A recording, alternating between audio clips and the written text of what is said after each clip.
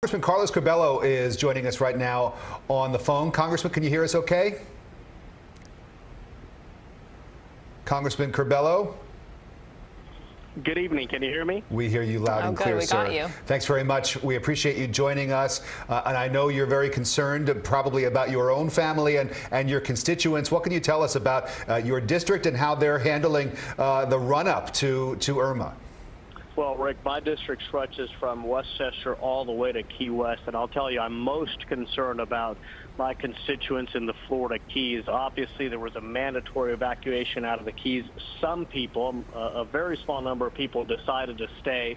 But the message tonight to those people is you still have time to get out, and it is critical that you leave the Florida Keys. The Florida Keys will receive the full impact of this storm.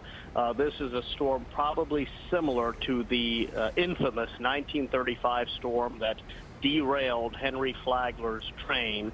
And no one in the Florida Keys that decides to remain there is safe.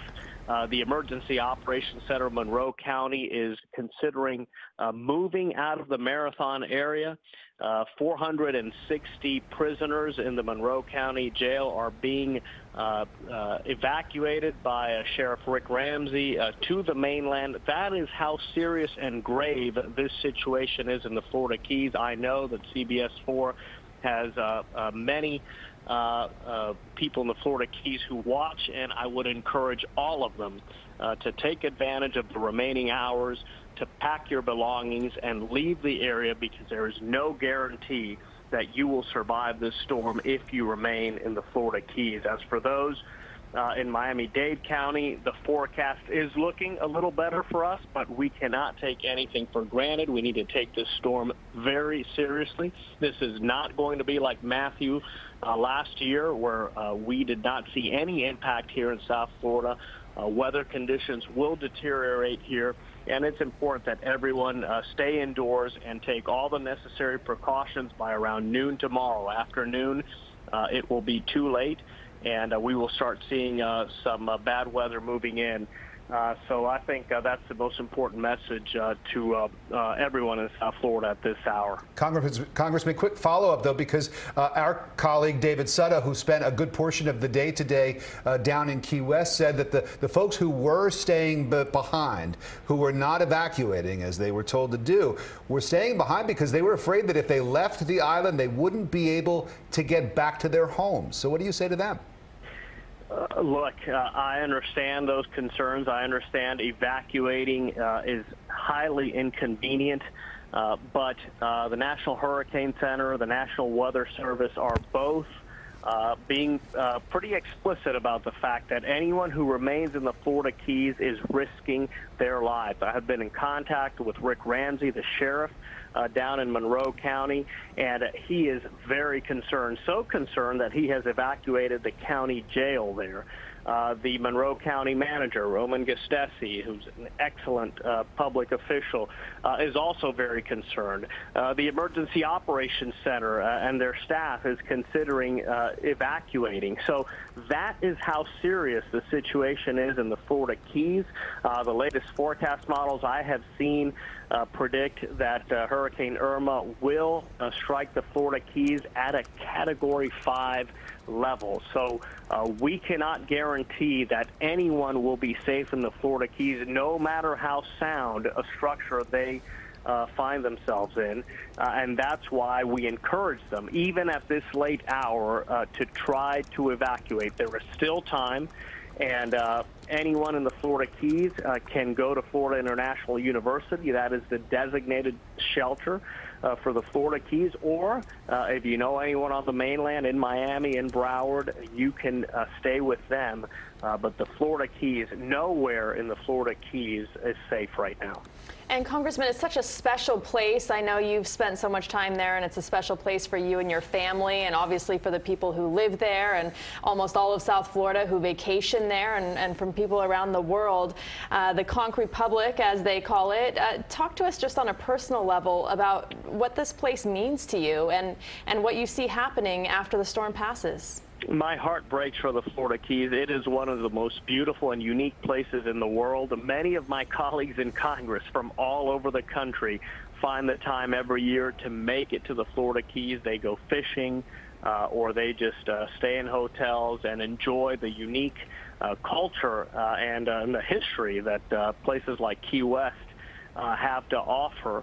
And just to think of what can happen to that area if this forecast model holds, which of course with every passing hour the forecast model becomes more and more certain, truly breaks my heart. I've been in contact with FEMA, and I have told them that they better be prepared to move quickly into Monroe County, all of the Florida Keys, because at this hour we expect a very significant level of devastation, of destruction in the Florida Keys, and the people of Florida Keys are going to need a lot of help and support in order to rebuild.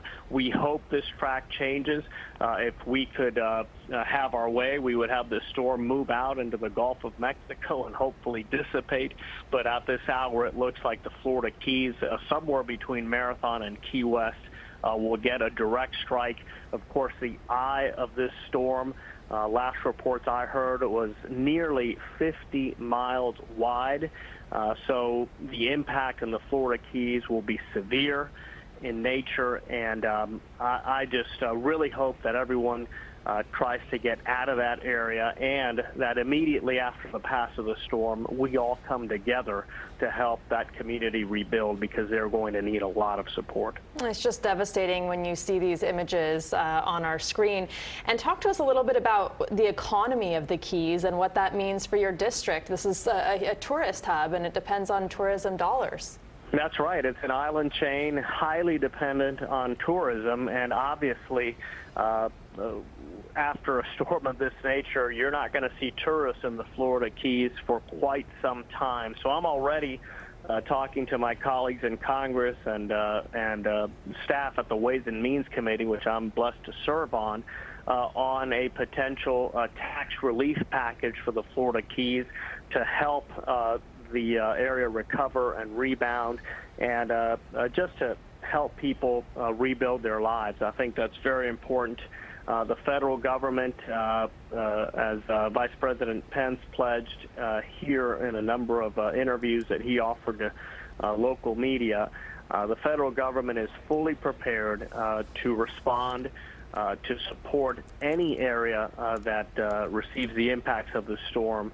And obviously, in this case, my major concern, given my congressional district, is my constituents in the Florida Keys. Thankfully, most people have abandoned the Keys. Today I spoke to Craig Cates, mayor of Key West, to Dan Zieg, mayor of Marathon, and Jim Mooney, mayor of Islamorada, and they earlier in the day believed that at least 75–80% of the residents had evacuated, but we are concerned about that 20–25% of people who remain there. No structure is safe right now in the Florida Keys. So again, we encourage everyone who can do so to evacuate, to come to the mainland as soon as you possibly can. Congressman, it's almost cliche to say that there's only one road down to the Keys, but that could make it especially hard for any first responders, and then especially hard for the folks that are going to go down there to try to do some of the cleanup once all of this is said and done. What can you do in order to try to help facilitate that, maybe from the federal level, in order to make it so that those people who need to get to the Keys to respond to this storm are able to get there quickly and safely? Well, that's a very important point, because the Coast Guard has been evacuated from the Florida Keys. The Coast Guard has no presence right now in the Florida Keys. Most first responders have been evacuated out of the Florida Keys. So if you remain there, there is no guarantee that if something happens to you, that someone can go and help you. After the storm, that's where FEMA is so critical. And thankfully, Secretary of Defense Mattis has agreed to allow the Department of Defense to be part of the response. This is especially important in the Florida Keys because we may see damage to some bridges in the Keys, which would make it difficult for emergency vehicles to make their way down. That's why the Navy and all of their vessels are going to be so important to this response. And we're grateful to Secretary Mattis that he has put the Department of Defense, really the first time I see a Secretary of Defense offer so publicly and strongly to be part of the response to a hurricane, which is really kind of outside the role of the U.S. military. Yet Secretary Mattis has offered to put assets at our disposal. Of course, Naval Air Station Key West is an important military facility that the Defense Department wants to help recover, but they have also offered to put their resources at the disposal of all recovery efforts related to the Florida Keys, and that is critical given how difficult it is logistically to service the Florida Keys, even more so if we see some damage to bridges. That is good news, certainly. And Congressman, do you have any idea how many people are still remaining on the Keys? I know you said about 20 to 25%. Can you quantify that for us? How many people is that? And is there a way to actually check on that, or is it just kind of everyone's on their own from this point on? There's no one who's going to be putting their lives at risk going around and trying to check on the people who are still remaining there and refusing to evacuate?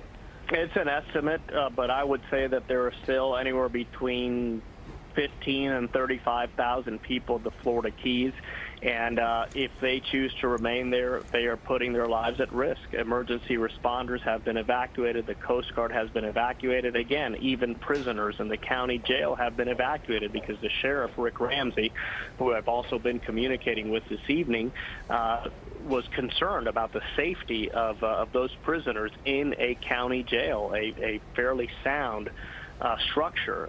So that is how serious officials in the Florida Keys are taking this. Their emergency operations center, they are considering closing it down and moving their staff to a safer location. So again, it's getting late, but there is still time for people to evacuate the Florida Keys. There will not be a lot of traffic on the overseas highway since most people have already evacuated, and obviously we have shelters here in Miami-Dade County, and specifically a large one at Florida International University that is specifically dedicated to residents of Monroe County. So we would encourage those people, even at this hour, to take advantage of that possibility to move out of the Keys. Hey, hopefully this takes another course, but right now things do not look good for the Florida Keys, for Southwest Florida, and of course residents of Miami-Dade County, Broward County cannot take anything for granted either, because the storm can change directions at any time. Congressman, thank you so much. Representative Carlos Curbelo, whose district includes Key West, which right now is at serious risk of a direct hit from Irma. Carlos Curbelo, thank you very much, sir.